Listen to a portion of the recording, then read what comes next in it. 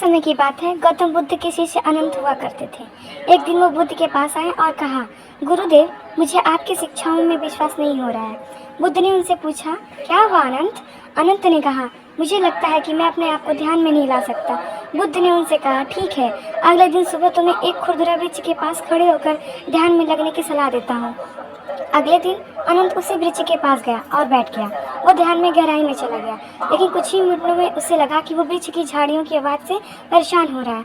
वो बुद्ध के पास वापस गया और कहा, गुरुदेव, मैंने ध्यान किया, लेकिन मुझे वृक्ष की झाड़ियों की आवाज़ से परेशानी हो रही थी।